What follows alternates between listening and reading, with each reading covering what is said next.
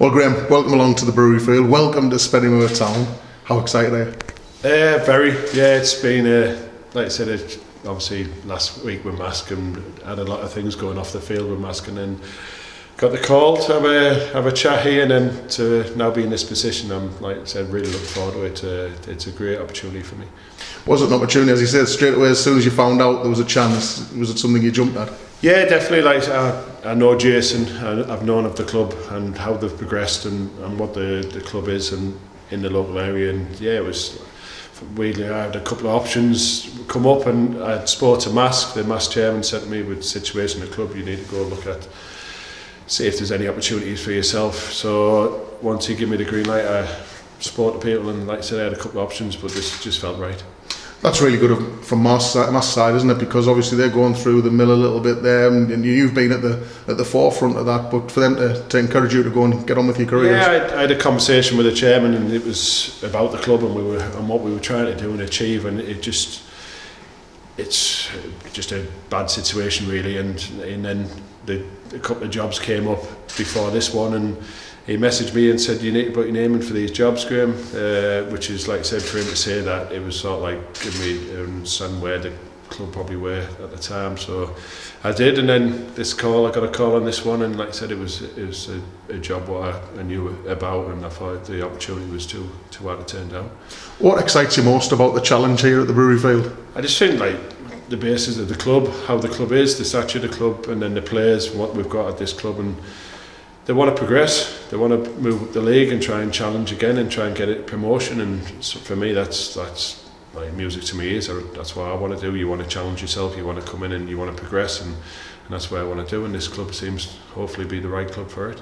Yeah, because that word ambition that you've used, you've shown that in your, albeit quite short, managerial career at the moment. You know, you could have perhaps stayed at Middlesbrough and stayed in that lane there, but you want to prove yourself, don't you? Yeah, I've worked 10 years at Middlesbrough and within the 21s and 23s, and I always wanted to go into football managing, but if you got the opportunity when it came, and then I had the chance at Hartlepool and did it and loved every minute of it. It didn't work out in the end, but I felt as though the job I did there was a good job, and we achieved everything we achieved in the season I was there. And I had a year of probably reflection, and my dad was really poorly, my wife's situation with her illness, so I took a year off and reflected, but also spent some good quality time with the family. And then the opportunity to stay local and take the Mask job came up in the summer, and it was something I just thought, being in local football and get myself back into management and get myself back in.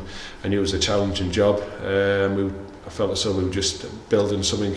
Unfortunately, that come to an end, and then this has come up, and I'm like, yeah, this is exactly where I need to go for my next step and to progress. And it shows that belief. You know, you have a setback with how it finished at Hartlepool, but you want to, you have that drive and that self-belief to go back in there. Yeah, listen, it's football. It's all I've known. It's been in my family. My dad was a manager here.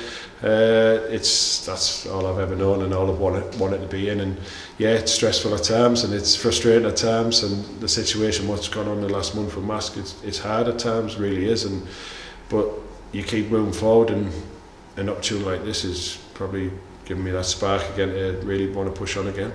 You mentioned your dad there, and in some ways this must be quite an emotional moment for you and for your family, taking the job and following in your dad's footsteps 20 years on. Yeah, it's probably around 20 odd years to the day, and even if he took over here. And yeah, listen, my dad was a local manager in the areas, and he probably would have been very good if it wasn't for his mouth, probably, in the football league. But that was our life. I was playing, my brother was playing, I was watching my dad's teams all the way throughout, and I said that coming here to my wife and my mum, and to be in the change room in the stadium where my dad was is massive for me, especially losing him in February last year. So it is massive. I just, like I said, the dugouts have changed since when my dad was a manager here. But I do remember the song they used to have, but I don't know if I'm allowed to sing it. Go on. I'm sure the fans was these parties rounds, he bounces up the ground. Oh dear. So yeah, I do remember that. And I used to get my kids when they were younger to sing that to me. just to remind him. So we'll have a little. He'll be smiling and he'd be proud seeing me come here today. And absolutely, yeah, coming out of that football family as it was always going to be the route for you. And I suppose with your dad like that, management was always going to be the route as well. Yeah, that's like I said. From probably the age 28, 29 as a player, I was captain of clubs, and I always knew I wanted to go into it. And I used to put notes down and write things down, what managers did and did well, didn't well, things I liked, I didn't like, sessions. And you try and build that to your own personality. But my dad was also that character and how he was and how he worked. And I speak to players who played for him, and he was a man manager, and he got the best out of his players, and they felt so they could run through a brick wall for him. And that's what you try and achieve for yourself as a manager, and try and make and create an atmosphere where the players just want to go out there and work and fight for each other.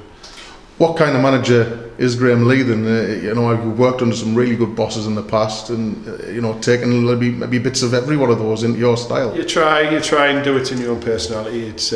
But no, I've coached I'm a hands-on coach on the field with the players. I'll try and develop players. I'll try and get the best out of players. I'll be honest and I'll be firm when I have to be firm. But I try and, like I said, my way is trying to get the best out of them players. But then players have to understand that it's hard work, what we want, and it's first and foremost the team have to be organised and work very hard, and that's what you'll see on the pitch. And then the players, I've seen the squad and they've got quality throughout. So hopefully if they can add that to it, then that's when results start coming. Yeah, what kind of football is it that, the dream in your head, what kind of, because, Spennymoor fans have in some ways been spoilt over the last 10 or 12 years in terms of where the club's been and the journey they've been on. At the moment it has been a little bit trickier. So what kind of football are you want to give them to watch? Yeah, listen, mate, I want exciting football. I want people who want to be attacking football and try and score goals and get people on the edge of the seats. We all want that. I think if you spoke to every manager in the world, they'll all want this attacking flair football. I want my team to be organised first and foremost. When we're attacking, what we're doing at the back, are we organised so we can maintain them attacks and not just be end to end. So we'll see an organised team, and then we'll build on how we want to play it. I don't want to come in and say I want to be this player now from the back type of player. I want to assess the squad and what we can and can't do, what players want to do. We might have centre halves who very good defenders who don't want to play out from the back out. So we'll assess the whole squad and how we want to do it, but I want to get the play. I want to play the game in the opponent's half, and I want to play the ball, get balls in wide areas, creating opportunities, and we'll try and pin teams in and keep moving that ball. The basics, I'll drum the basics into the lads, and the football, it's how good at the basics can you be, and it's simple passes moving, and if we can get that, we'll enjoy it, and the lads will enjoy it.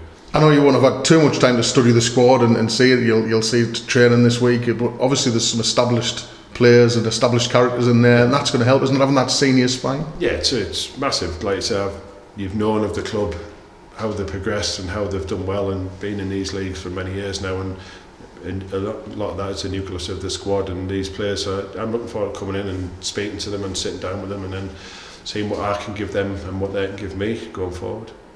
Is there scope? I know you mentioned, maybe looking to improve. Is there scope to do something like that in January? I met with Jason, the chairman, and there's an opportunity to bring players in as well. So again, I don't want to be thinking jumping out and trying to bring players in until I assess the squad and see what we've got. There's a couple of lads who possibly I'd love to bring in, but it's at the time. First and foremost, I want to see what our squad is and how we are, and how we react to the next 2 nights training sessions before Saturday. And Saturday, your first game here against Brackley, and it's going to be a hectic month for you, Graeme, because 7 games during January. It's going to be a really busy start. Yeah, it is, but for me it's a great way to look at all the players and all the staff and how we are and see us as a club. I can't wait for the first home game just to get started. It's nice to be on a training pitch, but it's great to get that first game, and then that'll be a great eye-opener for me to assess the squad, and hopefully the players can assess me, and then we can start trying to build and move forward together. And I know you've been back to the Brewery Field in the years since you were watching your dad 20 years ago, but there's such progress, isn't there? And this club is set up to keep on pushing. Yeah, it is. I think that was one of the biggest factors for me, where the club is and the foundation the club are building now to keep moving forward. And if they get promoted again, the ground, it's already ready for the next level up as it is, and probably the next level again. It's a fantastic setup, and it's got the academy up and running now, and so it's in a great place, and I want to be part of that journey now and try and move the club forward. And just finally, I guess a message for the supporters. You know, they're going to be an important weapon for us, particularly here at the Brewery Field, and I think that, you know, lots of home games to come in January and between now and the end of the season. What would be your message to the Spennymoor fans?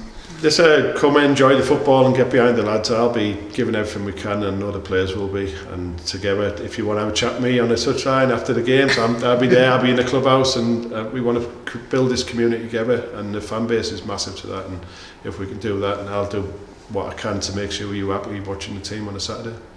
Well, Graeme, welcome along to the Brewery Field. Thrilled to have you here, and very best of luck. Thanks very much.